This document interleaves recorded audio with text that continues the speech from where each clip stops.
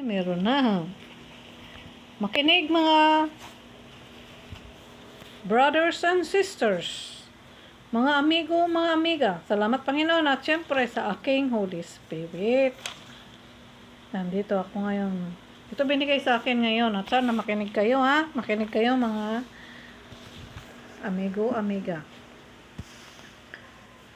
Huwag ninyong hadlangan ang salita ng Panginoon. Please lang, please. Babala laban sa pagtatangi. Babala laban sa pagtatangi. Nandito ako sa Santiago 2. Ito ang binigay sa akin ngayon. Salamat Panginoon at syempre sa aking Holy Spirit. Mga kapatid, bilang mga sumasampalataya sa ating Panginoong Hesukristo, ang dakilang Panginoon, huwag kayong magtatangi ng tao. Halimbawa, pumasok sa inyong kapulungan ang isang lalaking nagkasingsing ng ginto at nakadamit ng magara at isa namang dukha na panay sulsi ang damit. Kung asikasuhin ninyong mabuti yaong magara ang damit at sabihin sa kanya, dito kayo umupo, at sabihin naman sa dukha, tumayo ka na lang dyan, o kaya sasahig ka na lang maupo, pagtatangin na kayo at tumahatol ng mali. Kaya wag nating punain ang ating mga kapwa. Katulad dito sa social media, itong kasuotan ko, nasa bahay ako. At nagre-report lang ako pag may binigay sa akin ng Panginoon ng mga mensahe. Kaya, ito binigay niya sa akin. Huwag tayong magtatangin ng tao. Huwag tayong mamimili kung ano man yung klaseng kasuotan meron siya. Dahil hindi yan ang mahalaga. Ang mahalaga ay ang mapakinggan natin ang salita ng Panginoon. Yun ang tama. Hindi sa kasuotan at hindi tayo dapat nagtatangi ng tao. Kung ayaw nyo sa akin, di huwag kayong makinig. Simple lang naman, di ba? Huwag kayong makinig. Hindi ko kailangan ng mga damit na magagara. Importante sa akin ang makapagsalita mula sa Panginoon na binigay niya sa akin. Yun lang. Huwag niyong pupunain ang kasuotan ng bawat tao. Dahil may kanya-kanya tayong gusto, may kanya-kanya tayong favorite sa ating mga pagkatao. Nag-react tuloy siya kanina. Dapat hindi tayo magtatangi ng tao. Kahit sa social media, gusto niyo nakahubad? Ayun, doon kayo manood sa kanya. Ito, salita ng Panginoon para sa atin. Kaya gusto niya, ipahayag ko ito para sa inyo. At naway, huwag ninyong hadlangan. Dahil ito naman para sa ating lahat. At nang mapakinggan ninyo, kung ayaw nyo makinig, nasa sa inyo pa rin. Ito, nakasulat ito. Huwag tayong magtatangi. Nakasuot lang ng mga postorong damit. Yun na ang gusto nyo. O di, kayo na. Yan, ito pinabasa sa akin. Dahil nga, nag-react kayo sa mga kasuotan ko. Gusto niya nga yung may butas-butas na damit ko. Gusto niya yun. Mag-perform ako doon sa damit kong yun. Yung may butas, may sira-sira. Yun ang gusto ng Panginoon. Isuot ko lagi. At marami siyang binibigay mensahe pag yun ang sinusuot ko. Tsaka nandito lang naman ako sa bahay. Bakit pa? Diba? Ang importante, ang salita ng Panginoon, hindi yung kasuotan. Diba? Makinig mo kayo sa hindi, nasa sa inyo pa rin. Nasa sa inyo ang pagpipili kung sinong panurin nyo, ng kahubad-hubad ba? O yung nagsasalita ng katotohanan para tayong lahat ay maligtas. Kung ayaw nyo maligtas, di doon kayo manood sa gusto nyo panoorin. Kung nabubor kayo sa akin, wala naman akong magagawa, diba? Wala akong magagawa. Ito, sinulat ng Panginoon dito. Pinapasulat niya kay Santiago na huwag magtatangi ng tao. Malinaw ba yun? Mga migo-miga. Ito, pinabasa sa akin. Nandito na ako sa sunod. Tingnan ninyo ang kapatid kong minamahal. Hinirang ng Diyos ang mga dukha. O, tingnan mo. Hinirang ng Diyos ang mga dukha sa sanlibutan upang maging mayaman sa pananampalataya at maging kasama sa kahariang ipinapangako niya sa mga umiibig sa Kanya. O, diba? Malinaw ba yun? Hinirang niya ang mga dukha kahit ano ang kasuotan. Walang tinatangi ang Panginoon. Mayaman ka man o ano, pero mas pabor siya sa mga dukha. Nakasulat ang linaw dito.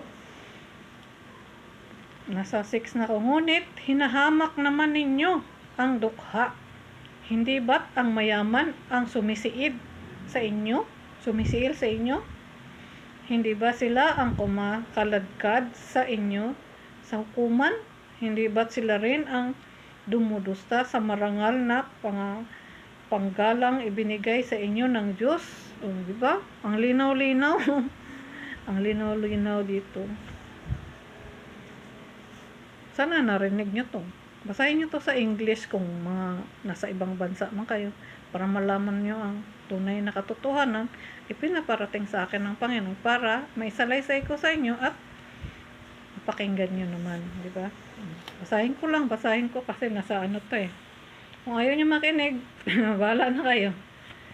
Bored kayo sa akin, bahala na rin kayo. Nasa sa inyo na rin ang pagpili. Nasa 8 na ako. Ang mga mayayaman nga ang sumisiil sa mga dukha. Sila ang nagpapahirap ng gusto. Di ba kayo nahiya sa sinabi dito?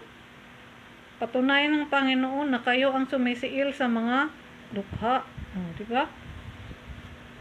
Pinapaano niya pa sa husgado. Dinadala sa husgado. Pinapaano niya pa doon. Lalo niyong dinidiin. Di ba? Malinaw ang pagkasulat dito. Kayong mga mayayaman. Binigyan niya nga ako ng word na everything in you. Di ba malinaw yun? Nandyan na sa inyo ang lahat. Pero hindi kayo kontento. Sinasiil nyo ang mga dukha. Pinapahirapan nyo. Di ba malinaw sa inyo yun? Ang mga kasabihan dito. Ito, binigay talaga sa akin ngayong araw na to. Para maipasalaysay sa inyo. Mga walang contentment sa buhay. Kaya ang mga dukha ang tinatarget ninyo. Wala naman akong magagawa dahil ito binigay sa akin ng Panginoon. Kaya ito binasa ko para sa inyong lahat. Sana naunawaan nyo. Tuloy lang po. Mabuti ang inyong ginagawa kung tinutupad ninyo ang kautosang ibinigay ng Diyos na nasasaad sa kasulatan. Gusto ng Panginoon kung anong mga nakasaad sa kasulatan at ipinapatupad natin. Hindi. Hindi nyo pinapatupad. Ang ginagawa nyo, tinatago nyo. At kayo ang nagpapatupad. Tinawag ba kayo ng Panginoon? Sinabi niya, hindi ko sila tinawag, di ba? Nakasulat yan. Sinabi yan talaga ng Panginoon. Hindi ko sila tinawag, hindi ko sila. Ang Panginoon ang tumawag sa akin. Tinawag niya ako. At ito, binigyan niya ako ng pang-araw-araw na simula nung nag-umpisa ako ng mga 2023. Pinaka na yan.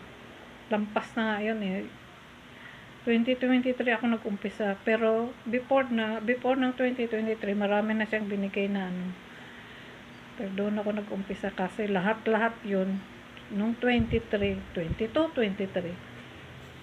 Mula talaga yun sa Panginoon lahat. May gabay ako. Kaya ang Panginoon, ang ating panalanginan, si Jesucristo ay sumasa atin at ang Espiritu ang gumagabay sa atin sa tamang landas. Pag-isipan natin ng mabuti, may dalawang klaseng espiritu, may masamang espiritu at may mabuting espiritu. Pag mabuti ka, mabuting espiritu at syempre ang Panginoon lang din ang pwedeng sumilip sa ating isipan at ating mga puso at ating isipan, ating puso. Siya ang